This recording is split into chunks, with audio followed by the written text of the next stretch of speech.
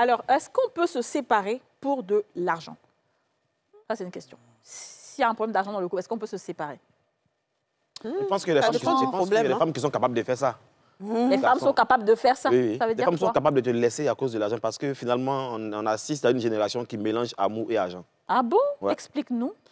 Il y a des femmes, par exemple, si tu n'as plus l'argent, elles te quitter. Vous n'êtes rien, quoi. Mais ça dépend de comment tu es rentré dans sa vie aussi. Voilà. Mais je pense que la première raison pour laquelle on rentre dans la vie de quelqu'un, c'est parce qu'on l'aime. Et tant que tu l'aimes, tu ne dois pas le quitter. Mais les femmes de maintenant ne peuvent quitter un gars parce qu'il n'a plus l'argent. Parce qu'elles sont là à côté de l'argent. Mais est-ce que c'est pas parce qu'elle est fatiguée de t'entretenir? Non, mais je dis que... Mais tu penses que c'est normal qu'un homme soit entretenu par une femme? Je pense qu'une femme peut entretenir un homme. Okay. Et puis il va se plaire dans la situation. Oui. Oui. Maman, ça lui répondre. Attends, répète encore. Voilà. Une femme peut entretenir un homme. Et puis se plaît dedans. Comment? De toute façon, on vous entretient là.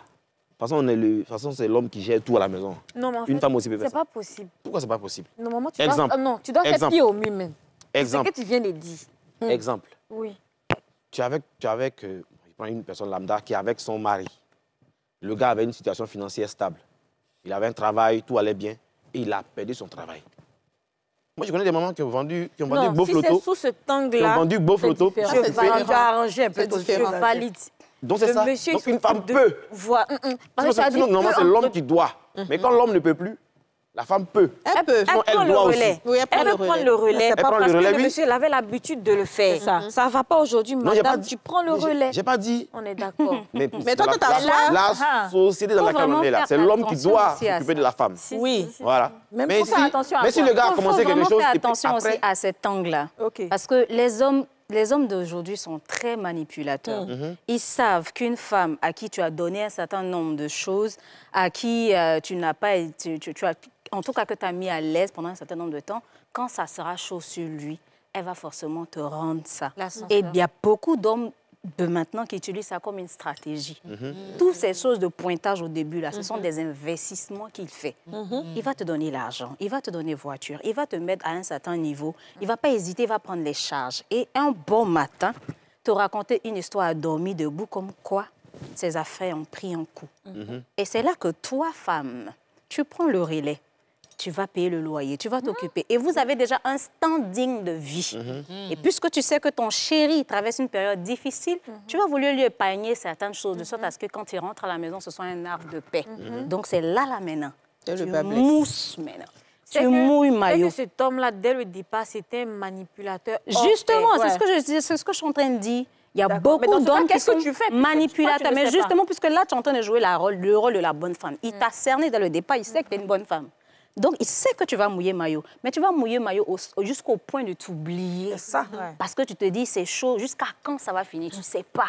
Et c'est là, c'est après ça, dans le déroulé, maintenant que tu vois à qui tu as affaire. Mais et si... C'est chaud, mais lui... Est-ce que tu dis ça a un sens? Il se sape. Il change de voiture. Et si le gars est vraiment dans la merde? Ouais, s'il est vraiment dans la merde. S'il est vraiment, comme je dis là, on est tous humains. C'est pas un manipulateur. On s'est mis nus, on s'est aimé. Écoute, on peut tout accepter. On peut se serrer les coudes. On peut se soutenir. Mais bien sûr. qu'on soit toujours vigilante, qu'on ait toujours un œil ouvert, ne pas s'oublier. C'est ça, je suis d'accord avec toi. Parce que tu peux pas sauver quelqu'un. Vraiment. Tu rencontres, il y a des hommes comme ça que tu peux rencontrer qui sont aussi de très mauvais gestionnaires en termes d'argent. Le gars peut avoir 100 millions de même, mais il ne sait tellement pas comment gérer, il va claquer ça, et vers la fin, malheureusement, ça retombe sur la femme.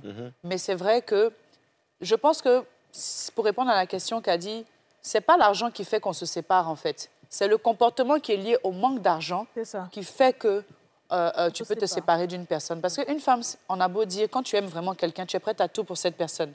Donc, tu regardes la personne évoluer, tu vois un peu comment la personne aussi se bat au quotidien. Là, ça, tu vois, ça te motive forcément à aider, même à investir. Mais quand tu vois que derrière, par contre, il y a des foutaises, non seulement c'est chaud, mais tu ne donnes pas l'argent, mais tu me trompes. Et puis, tu sors avec mon argent, tu zouk dans mon jet pour te donner à d'autres go. Là, c'est clair que tu vas te séparer. Il y a aussi d'autres comportements. Il y a l'homme aussi, quelque part. La femme aussi, tu sais, il y a souvent, on en a parlé une fois, où le comportement d'une femme, même les femmes, souvent, elles sont très émotives.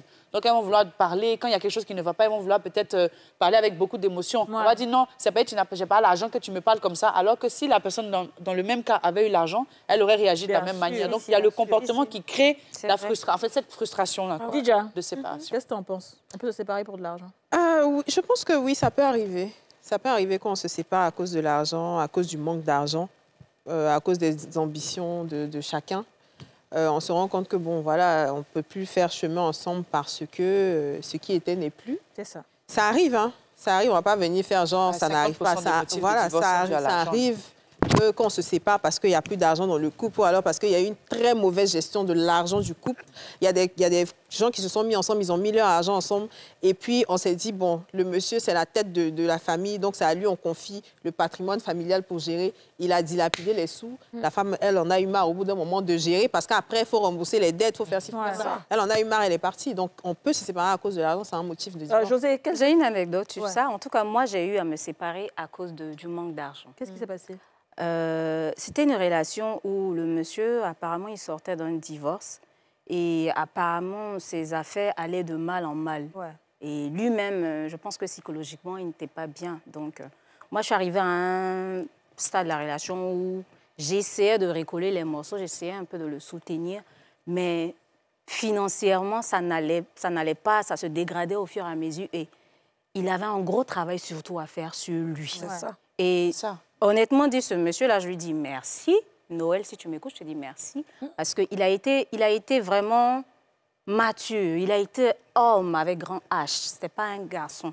Il a vu qu'il m'emprisonnait. Il savait que j'étais bien, qu'on s'aimait, que c'était bien.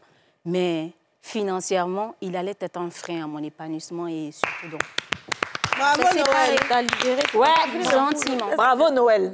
Ça, c'est bien. Il faut des hommes. Peut-être il a fini de faire la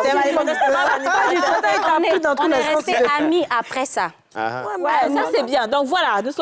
N'emprisonnez pas les femmes. Bon, Mami Sarah. Bon, je rejoins un peu tout le monde, mais tout part vraiment d'un principe. Quand on se met en couple, c'est d'abord l'amour. Ouais. Bon, financièrement, ça va.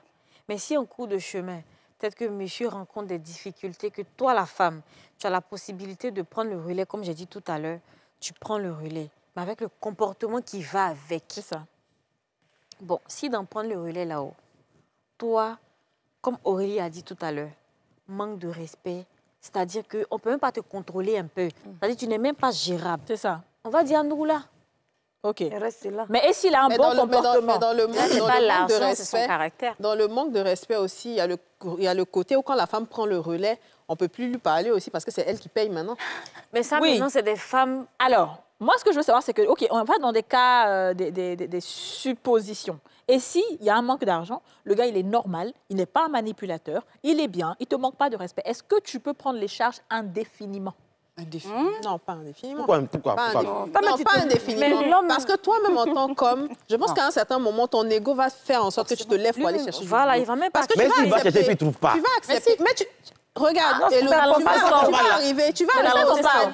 chercher, il trouve pas. Tu vas arriver au stade où même tu vas aller voir quelqu'un pour dire, je vais venir m'asseoir toi pour vendre. Ne serait-ce que pour sentir que toi, tu mets l'argent à la poche pour donner à la maison. Ouais. Pour te sentir homme dans ta maison. Bon, d'accord, il va juste payer gaz. Mais il n'y a pas de problème. Mais fait quelque chose. Oui, il n'y a pas de problème. On lui paye gaz. Non, si le gars paye gaz, seulement tu peux payer le loyer, toutes les factures. Est-ce que toi, indéfiniment. Tu payes tout indéfiniment. Indéfiniment. Est-ce que si le gars paye gaz seulement, tu peux payer tout? Indéfiniment, non. J'ai dit, toi-même, en tant qu'homme, où tu es là, tu es prêt à t'asseoir dans une maison où tu ne participes à rien? Heureusement pour moi, je dis, heureusement cette question. Heureusement pour moi, c'est gamme de quoi? Mais on se pose à la relation. On parle des hommes. Toi, tu représentes les hommes. Mais elle a dit moi, non? Non, toi, aujourd'hui. Faut pas dire... Si jamais. Est-ce que tu es prêt à t'asseoir dans une maison où tu ne participes à rien? Mais qui n'aime pas cadeau? C'est pas ce que vous faites.